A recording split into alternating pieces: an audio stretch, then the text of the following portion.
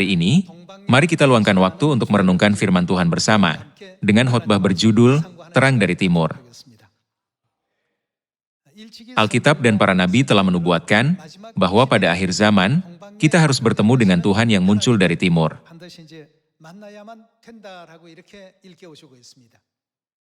Dalam kitab Wahyu, Rasul Yohanes menggambarkan Tuhan sebagai roh dan pengantin perempuan. Mengapa roh dan pengantin perempuan adalah terang dari timur? Mengenai terang ini, mari kita lihat 1 Yohanes pasal 1 ayat 5.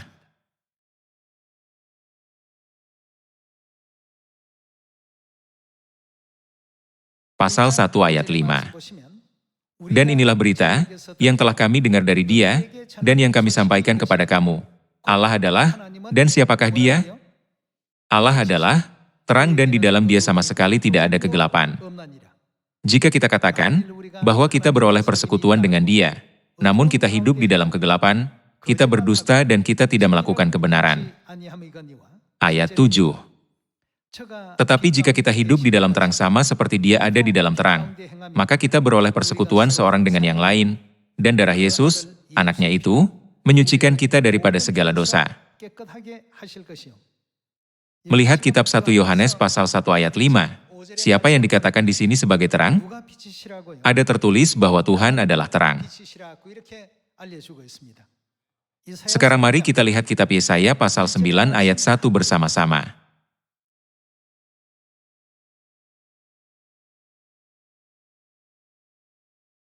Kalau dahulu Tuhan merendahkan tanah Zebulon dan tanah Naftali, maka di kemudian hari Ia akan memuliakan jalan ke laut, daerah seberang sungai Yordan, wilayah bangsa-bangsa lain.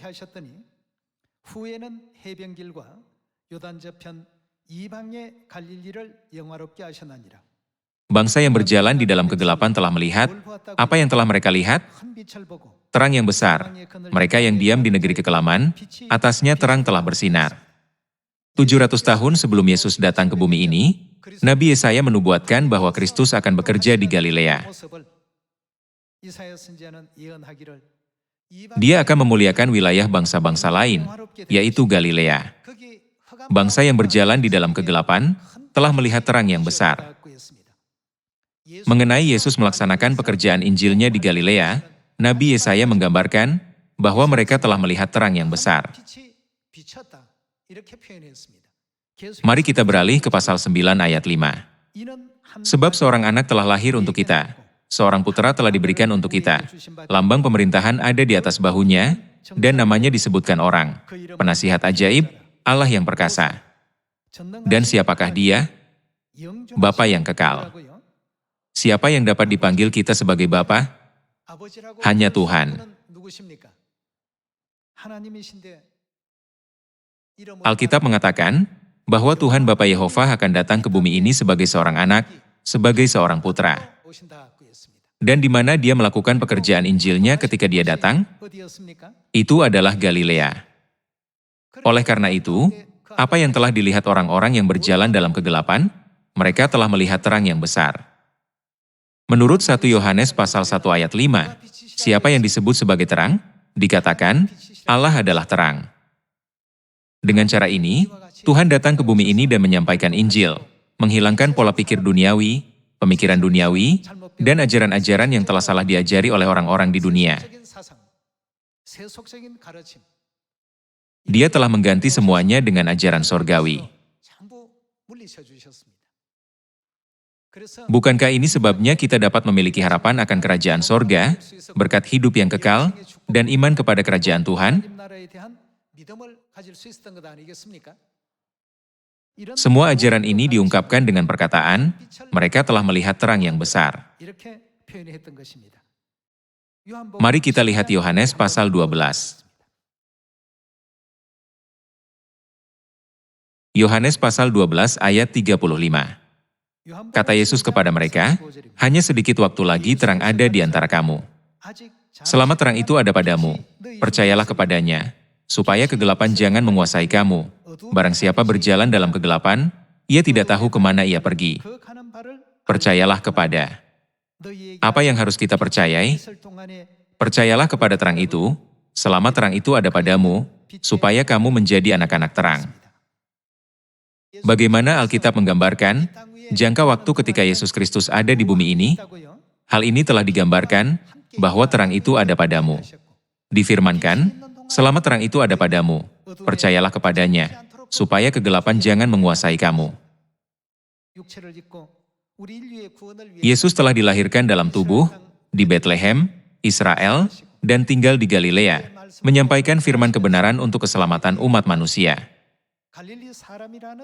Fakta bahwa Yesus melaksanakan pekerjaan Injil di Galilea begitu penting, sehingga dia dikenal sebagai Yesus dari Galilea. Semua adegan tersebut menunjukkan bahwa Yesus disebut dalam Alkitab sebagai terang. Yesus menjelaskan jangka waktu selama dia berada di bumi ini adalah jangka waktu selama terang itu ada padamu. Mari kita buka kitab Yohanes pasal 1 ayat 1. Mari kita lihat adegan yang menunjukkan Yesus Kristus yang datang ke bumi ini dalam tubuh adalah benar-benar Tuhan. Pasal 1 ayat 1. Pada mulanya adalah firman. Firman itu bersama-sama dengan Allah dan firman itu adalah Allah. Ia pada mulanya bersama-sama dengan Allah.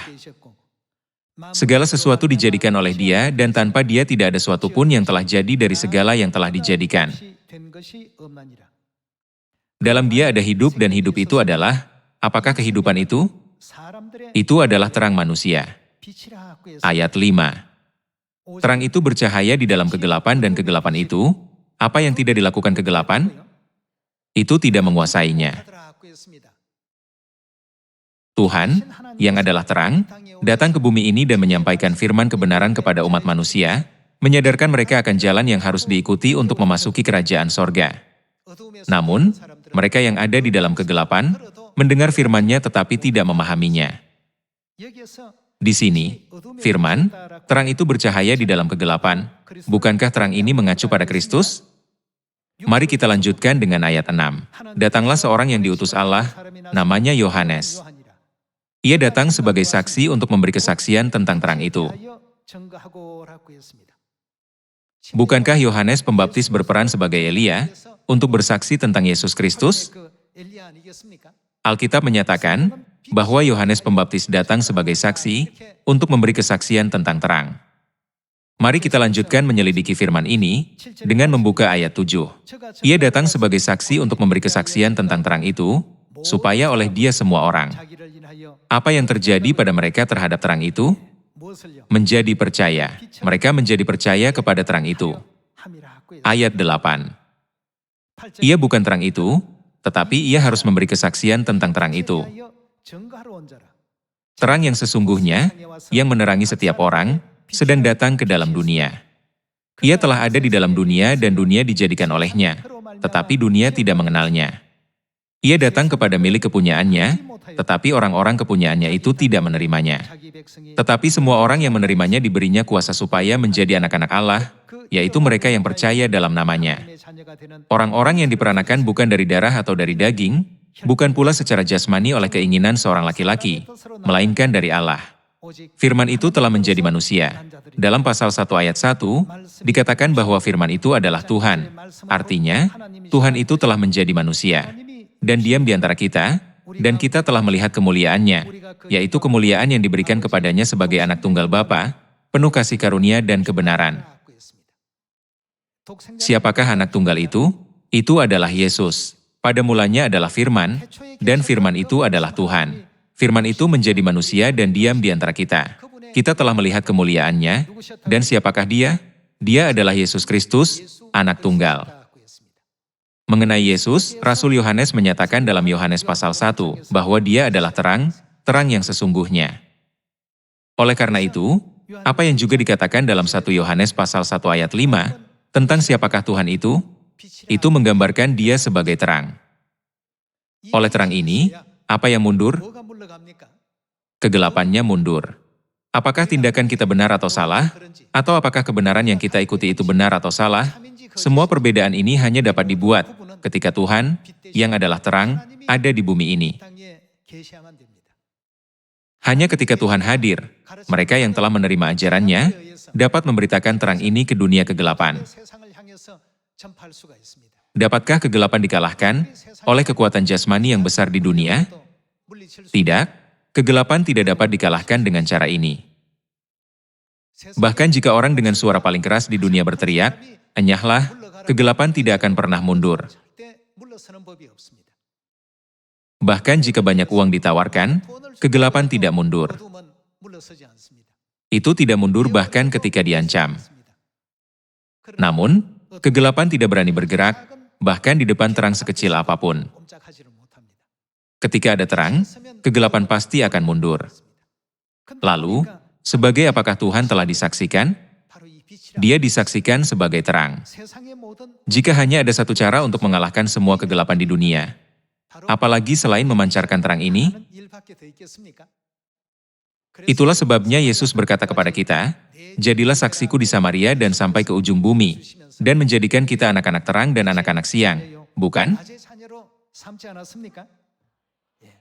Namun, terang terakhir dari timur tidak dirancang untuk memancarkan satu terang, tetapi dua.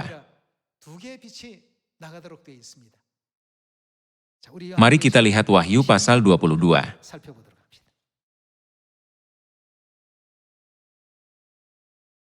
Dalam Wahyu pasal 22 ayat 17, tertulis, "Roh dan pengantin perempuan itu berkata, 'Marilah.'"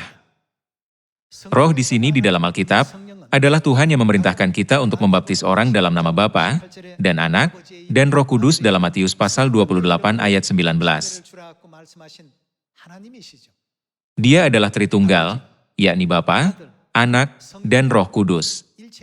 Dia sama sekali bukan tiga sosok yang berbeda.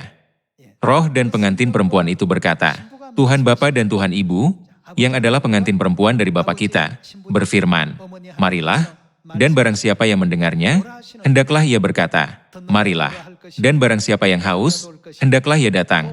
Dan barang siapa yang mau, hendaklah ia mengambil air kehidupan dengan cuma-cuma. Tuhan, yang akan sepenuhnya menerangi dunia yang gelap ini dengan terang, adalah Roh dan pengantin perempuan, yaitu Tuhan Bapa dan Tuhan Ibu. Mereka akan muncul bersama untuk mengalahkan dunia kegelapan dan memimpin semua anak-anak mereka ke dalam terang. Karena alasan ini, bukankah Tuhan menyebut kita, anak-anak terang dan anak-anak siang? Inilah sebabnya si jahat, yaitu setan, membenci ketika terang ini bersinar. Karena itu, dia tidak ragu-ragu untuk merusak kemuliaan Bapa dan kemuliaan Ibu. Mari kita buka 2 Korintus pasal 4 ayat 4.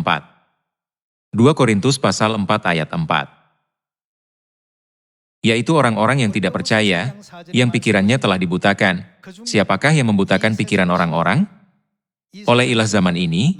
Siapakah ilah zaman ini? Ialah iblis. Pikirannya telah dibutakan oleh ilah zaman ini, sehingga mereka tidak melihat cahaya Injil tentang kemuliaan Kristus, yang adalah gambaran Allah. Sebab bukan diri kami yang kami beritakan, tetapi Yesus Kristus sebagai Tuhan, dan diri kami sebagai hamba-Mu karena kehendak Yesus. Sebab Allah yang telah berfirman, dari dalam gelap akan terbit terang, Ia juga yang membuat terangnya. Apa yang Dia lakukan? Ia juga yang membuat terangnya bercahaya di dalam hati kita, supaya kita beroleh terang dari pengetahuan tentang kemuliaan Allah yang nampak pada wajah Kristus. Jadi, setiap orang harus menerima, menyambut, dan menyadari kebenaran yang mendalam ini. Ada banyak orang yang tidak tahu nama baru. Mereka tidak tahu mengapa kita harus berdoa dalam nama baru, dan mengapa nama baru harus menjadi subjek pujian dan nama juru selamat di zaman Roh Kudus. Mereka yang belum menerima terang, berada dalam kebingungan besar. Mereka merasa sulit. Itu karena ilah zaman ini terus membutakan pikiran orang-orang yang tidak percaya. Perbuatan manusia di masa lalu, kebiasaan-kebiasaan mereka di masa lampau, dan pengetahuan duniawi semuanya, merupakan rintangan yang terus-menerus menutup terang kemuliaan Tuhan.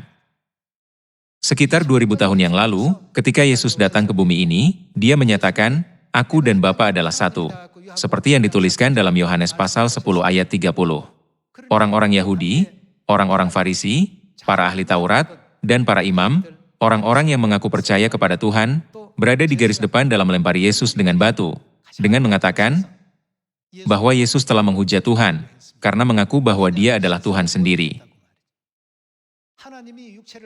Terlepas dari nubuat Yesaya yang jelas, bahwa Tuhan akan datang ke bumi ini dalam rupa manusia, mereka mempertanyakan, bagaimana Yesus bisa menjadi Tuhan, padahal dia adalah seorang manusia? Ada tertulis dalam 2 Korintus pasal 4, bahwa karena pikiran seperti itu, mereka menghalangi terang kemuliaan Kristus bercahaya atas seluruh umat manusia. Namun, bagaimana dengan kita? Tuhan telah membuat terangnya bercahaya di dalam hati kita. Inilah sebabnya kita telah memahami nama baru, kebenaran tentang zaman Bapa, zaman Anak, dan zaman Roh Kudus. Kita telah mengenal mengapa orang berdoa dalam nama Yehova sebelum Yesus datang, dan sekarang kita telah belajar bahwa kita harus berdoa dalam nama baru Yesus di zaman Roh Kudus ini, bukan? Sebab Tuhan adalah terang. Jika kita tidak menerima Tuhan, kita tidak akan pernah dapat mengatakan bahwa kita telah menerima terang itu, dan tidak dapat mengatakan bahwa kita telah menerima terang kebenaran dan terang kemuliaan Tuhan Elohim, Tuhan Bapa dan Tuhan Ibu, yang telah datang sebagai roh dan pengantin perempuan. Dalam Alkitab, ada banyak perkataan tentang Yesus, yaitu Tuhan yang bersifat laki-laki, adalah terang. Demikian pula, diajarkan bahwa Tuhan Ibu, yang bersifat perempuan, adalah terang. Mari kita pastikan ini melalui Yesaya pasal 60. Yesaya pasal 60 menyanyikan kemuliaan masa depan yang akan diterima Yerusalem. Mari kita lihat Yesaya pasal 60 ayat 1. Bangkitlah, apa yang harus kita lakukan? Menjadi teranglah, sebab terangmu datang, dan kemuliaan Tuhan terbit atasmu. Sebab sesungguhnya, kegelapan menutupi bumi, dan kekelaman melakukan apa? Menutupi siapa? Menutupi bangsa-bangsa. Melalui kegelapan seperti itu, keberadaan Tuhan menjadi kabur, dan iman manusia pun terhalang dan terhambat. Seperti yang kita lihat sebelumnya dalam Alkitab, yang melakukan hal ini adalah ilah zaman ini. Penguasa kerajaan angkasa, yaitu iblis, menghalangi umat Tuhan untuk memahami Tuhan dengan benar dengan mengatakan, mungkinkah sesuatu yang baik datang dari Galilea? Bagaimana dia bisa membaca, padahal dia kurang belajar? Bukankah ayahnya seorang tukang kayu dan ibunya hanya seorang perempuan biasa? Bagaimana mungkin orang hebat bisa berasal dari keluarga seperti itu? Dan sebagainya. Setan menciptakan jaring seperti itu untuk membuat orang terus-menerus melihat semuanya dari sudut pandang jasmani. Karena inilah Yesus menyampaikan perkataan yang sangat penting dalam Matius pasal 11. Berbahagialah orang yang tidak menjadi kecewa dan menolak aku. Setan terus mencoba menyembunyikan kemuliaan Tuhan, sejak kita berada di sorga hingga saat terakhir di bumi ini. Melalui berbagai metode, seperti penganiayaan dan penipuan, mereka berusaha mencegah kita untuk percaya kepada Bapa dan Ibu, dengan tujuan merampas sepenuhnya keselamatan dan kebebasan kita melalui kebenaran.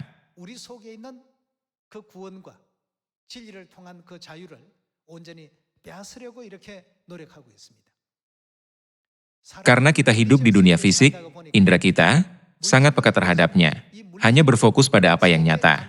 Jadi, tidak berlebihan untuk mengatakan bahwa karena hal ini, kita hampir tidak ada indera tentang dunia rohani. Bukankah ini alasan mengapa Tuhan memberikan firman-Nya kepada kita melalui Alkitab? Alkitab mengandung segala sesuatu di dunia yang tidak dapat kita lihat, pahami, atau rasakan sendiri. Makanya itu menyadarkan kita akan kebenaran, bahwa jika kita percaya dan mengikuti firman-Nya, kita akan menerima pengampunan dosa dan keselamatan di kerajaan sorga yang kekal. Salah satu kebenaran itu adalah, percayalah kepada terang. Mari kita lihat lagi Yesaya pasal 60 ayat 1. Bangkitlah, menjadi teranglah, sebab terangmu datang, dan kemuliaan Tuhan terbit atasmu. Sebab sesungguhnya, kegelapan menutupi bumi, dan kekelaman menutupi bangsa-bangsa, tetapi terang Tuhan terbit atasmu, dan kemuliaannya menjadi nyata atasmu. Bangsa-bangsa berduyun-duyun datang kepada terangmu. Kepada terangmu berarti kepada terang Yerusalem. Bangsa-bangsa berduyun-duyun datang kepada terangmu, dan raja-raja kepada. Mereka akan datang kemana? kepada cahaya yang terbit bagimu. Karena ini adalah nubuat yang dicatat oleh Tuhan melalui seorang nabi, maka nubuat ini tidak dapat diubah. Ini memiliki kemutlakan bahwa hal itu harus terjadi. Sekalipun ada orang yang berusaha keras untuk mencoba mengganggu rencana Tuhan, dengan berkata, "Aku akan mencoba mencegah hal ini terjadi," nubuat itu akan tetap digenapi, seperti yang dimaksudkan. Mari kita lanjutkan dengan ayat 4. Angkatlah mukamu dan lihatlah ke sekeliling. Mereka semua datang berhimpun kepadamu. Anak-anakmu laki-laki datang dari jauh, dan anak-anakmu perempuan digendong. Bangsa-bangsa akan berduyun-duyun datang kepada terang kemuliaan Yerusalem, dan semua raja akan datang kepada cahaya kemuliaannya. Apakah ini akan terjadi atau tidak? Hal ini pasti akan terjadi. Semua pekerjaan ini pasti akan terjadi melalui pemeliharaan nubuat Tuhan, bukan oleh usaha manusia. Mari kita lanjutkan dengan ayat 4. Angkatlah mukamu dan lihatlah ke sekeliling. Mereka semua datang berhimpun kepadamu. Anak-anakmu laki-laki datang dari jauh, dan anak-anakmu perempuan digendong. Pada waktu itu engkau akan heran melihat dan berseri-seri, engkau akan tercengang dan akan berbesar hati, sebab kelimpahan dari seberang laut akan beralih kepadamu, dan kekayaan bangsa-bangsa akan datang kepadamu. Di sini, Tuhan menyatakan pemandangan yang akan terjadi ketika terang kemuliaan Yerusalem disebarkan ke seluruh bangsa di dunia. Ketika kegelapan diusir, dan ketika terang kebenaran diberitakan sepenuhnya di dalam hati mereka. Mari kita beralih ke ayat 12. Sungguh, bangsa dan kerajaan yang tidak mau mengabdi kepadamu akan lenyap. Bangsa-bangsa itu akan dirusak binasakan. Mari kita beralih ke ayat 14. Anak-anak orang-orang yang menindas engkau akan datang kepadamu dan tunduk, dan semua orang yang menista engkau akan sujud menyembah telapak kakimu. Mereka akan menyebutkan engkau, kota Tuhan, Sion, milik yang Maha Kudus, Allah Israel. Mari kita beralih ke ayat 20. Bagimu akan ada matahari yang tidak pernah terbenam dan bulan yang tidak surut, sebab Tuhan akan menjadi. Dia akan menjadi apa? Menjadi penerang abadi bagimu, dan hari-hari perkabunganmu akan berakhir. Pendudukmu semuanya orang-orang benar. Mereka memiliki negeri untuk selama-lamanya. Mereka sebagai cangkokan yang kutanam sendiri untuk memperlihatkan keagunganku. Yang paling kecil akan menjadi apa? Akan menjadi kaum yang besar, dan yang paling lemah akan menjadi bangsa yang kuat. Aku, Tuhan, akan melaksanakannya dengan segera pada waktunya. Kapan itu terjadi? Ketika kemuliaan Yerusalem menyebar dan diberitakan kepada seluruh bangsa di dunia. Mari kita lihat juga pasal 49. Yesaya pasal 49 ayat 17. Orang-orang yang membangun engkau datang bersegera, tetapi orang-orang yang merombak dan merusak engkau meninggalkan engkau. Angkatlah mukamu dan lihatlah ke sekeliling. Mereka semua, apa yang mereka lakukan? Mereka berhimpun datang kepadamu. Demi aku yang hidup, demikianlah firman Tuhan. Sungguh, mereka semua akan kau pakai sebagai perhiasan, dan mereka akan kau lilitkan, seperti yang dilakukan pengantin perempuan. Sebab tempat-tempatmu yang tandus dan sunyi sepi dan negerimu yang dirombak. Sungguh, sekarang terlalu sempit untuk sekian banyak pendudukmu dan orang-orang yang mau menelan engkau akan menjauh. Ayat 20.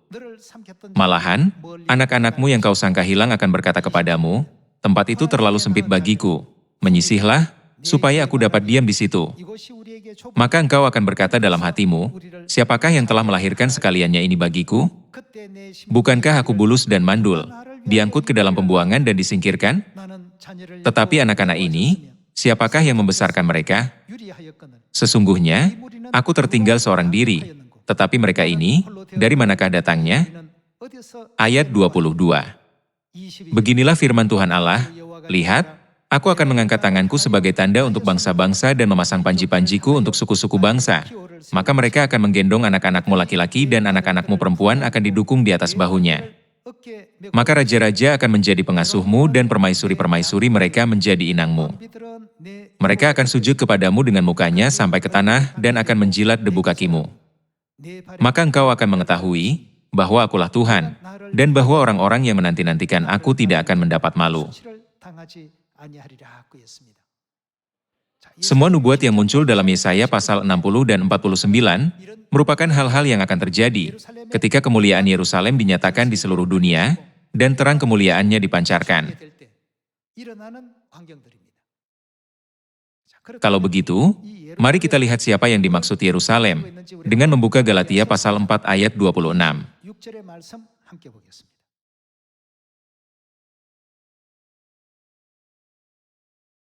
Galatia pasal 4 ayat 26. Tetapi Yerusalem sorgawi adalah, siapa dia? Perempuan yang merdeka, dan ialah, siapa dia? Ibu kita. Apakah dia adalah ibu jasmani yang memberi kita kehidupan jasmani? Sorgawi berarti yang ada di sorga, bukan di bumi. Dia adalah ibu kita. Artinya, dia adalah ibu rohani kita. Kita memiliki Tuhan Bapa, tetapi siapa lagi yang kita miliki? Kita juga memiliki Tuhan Ibu. Oleh karena itu, bukankah tercatat dalam Kejadian pasal 1, bahwa Tuhan Bapa dan Tuhan Ibu menciptakan umat manusia dan segala sesuatu di dunia? Mereka adalah roh dan pengantin perempuan dalam Wahyu pasal 22 ayat 17. Mereka memancarkan terangnya untuk menyatakan kemuliaannya kepada seluruh umat manusia. Apa yang mereka katakan kepada semua orang? Siapapun yang ingin pergi ke kerajaan sorga dan menerima pengampunan dosa, mereka diperintahkan untuk datang kepada siapa? Datanglah kepada roh dan pengantin perempuan. Saat ini, ada banyak gereja seperti pasir di pantai. Gereja manakah yang memberitahu umat manusia untuk datang kepada Tuhan Bapa dan Tuhan Ibu? Ini adalah gereja Tuhan, tempat kalian dan saya berada. Ilah-ilah dunia ini selalu menghalangi kita untuk percaya kepada kebenaran gereja Tuhan. Tetapi melalui firman dalam Alkitab di Galatia pasal 4, Wahyu pasal 22, Kejadian pasal 1 dan 11, dan Yesaya pasal 6, kita sudah tahu bahwa kita selalu ada yang menyertai kita. Bukankah begitu? Siapa itu? Kita tahu bahwa kita memiliki Tuhan Ibu. Kita perlu menyebarkan terang Tuhan Bapa ke seluruh dunia, tetapi bagaimana dengan terang Tuhan Ibu? Kita harus mengungkapkan dan membuatnya dikenal secara luas. Semuanya, terang tidak boleh disembunyikan di tempat yang gelap. Di mana Yesus mengatakan, terang harus ditempatkan untuk mengusir kegelapan? Apakah Dia menyuruh kita menyembunyikannya di bawah gantang atau meletakkannya di atas kaki Dian? Dia menyuruh kita untuk meletakkannya di atas kaki Dian, sehingga semua orang bisa melihat terangnya. Karena semua ini sesuai dengan kehendak Tuhan, bukankah seharusnya kita semua, anak-anak Tuhan dan anak-anak terang, menjadi pengintai Yerusalem yang memberitakan Bapa Sorgawi dan Ibu Sorgawi?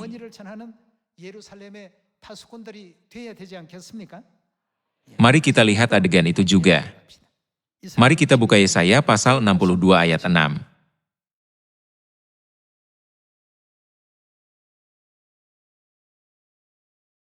Di atas tembok-tembokmu, hai Yerusalem, telah kutempatkan pengintai-pengintai. Sepanjang hari dan sepanjang malam, mereka tidak akan pernah berdiam diri. Siapa yang dilambangkan Yerusalem? Yerusalem melambangkan ibu kita. Hai kamu yang harus mengingatkan Tuhan kepada Sion, janganlah kamu tinggal tenang. Dan janganlah biarkan dia tinggal tenang, sampai ia menegakkan Yerusalem dan sampai ia membuatnya menjadi kemasyhuran di bumi. Ini adalah kehendak Tuhan. Agar dia dapat menerima kemuliaan dan pujian di dunia, dan semua orang yang berjalan dalam kegelapan akan datang kepadanya untuk mencari kebenaran Tuhan yang benar. Kapal-kapal yang berlayar di kegelapan malam bisa merasakan kehadiran daratan ketika mereka melihat terang yang memancar dari mercusuar. Ketika semuanya menjadi gelap gulita, sulit untuk membedakan antara timur dan barat. Tidak ada cara untuk mengetahui di mana mereka berada pada saat kegelapan itu. Namun, ketika terang berasal dari mercusuar, hal itu memberikan sinyal yang menyemangati mereka. Meskipun terang itu jauh, jika aku mencapainya, aku akan sampai ke darat. Sungguh, Tuhan adalah terang dari timur seperti ini. Seperti yang tertulis dalam Wahyu pasal 22 ayat 17, barang siapa yang haus, hendaklah ia pergi ke tempat di mana roh dan pengantin perempuan memanggilnya. Jika demikian, maka mereka telah sampai pada jalan pintas menuju kerajaan sorga yang kekal. Sebagai pengintai tembok Yerusalem, kita memiliki tugas untuk dengan rajin mengangkat suara kita dan memberitakan terang kebenaran kepada tetangga, keluarga, dan kenalan kita, sehingga terang Bapa dan Ibu dapat menyebar ke seluruh Samaria dan sampai ke ujung bumi. Saya meminta agar kalian semua menjadi anak-anak terang dan anak-anak siang yang dapat menyatakan dan memberitahukan Tuhan Bapa dan Tuhan Ibu yang adalah terang. Karena Bapa dan Ibu hadir di gereja Tuhan, kegelapan tidak pernah bisa menginjakkan kaki di dalamnya. Di dunia ini, kecuali Sion, tidak ada tempat lain di mana ada kemampuan untuk membedakan kebenaran dari kepalsuan. Inilah sebabnya mengapa orang tidak dapat membedakan apakah hari Minggu adalah hari Sabat atau hari Sabtu adalah hari Sabat. Mereka tidak dapat membedakan apakah Paskah adalah ajaran Tuhan atau Natal. Mereka tidak bisa membedakan apakah salib itu berhala atau bukan. Tuhan berkata untuk membaptis orang dalam nama Bapa dan Anak dan Roh Kudus, tetapi mereka tidak dapat membedakan nama-nama itu, karena mereka tidak tahu nama Roh Kudus. Jika orang tidak tinggal dalam terang, mereka pasti akan berada dalam kegelapan. Alkitab berkata bahwa kegelapan menutupi bumi, dan kegelapan yang pekat membutakan mata dan telinga semua orang. Dalam keadaan seperti itu, terang dari timur telah datang ke bumi ini. Itu adalah terang Tuhan Bapa dan Tuhan Ibu. Oleh karena itu, saya meminta agar dengan rasa bangga dan hormat, atas telah dipanggil oleh roh dan pengantin perempuan, kita semua menjadi anak-anak terang, utusan terang, yang dapat menyebarkan terang secara luas ke dunia yang gelap gulita ini. Dengan ini, saya ingin mengakhiri khotbah hari ini. Terima kasih banyak.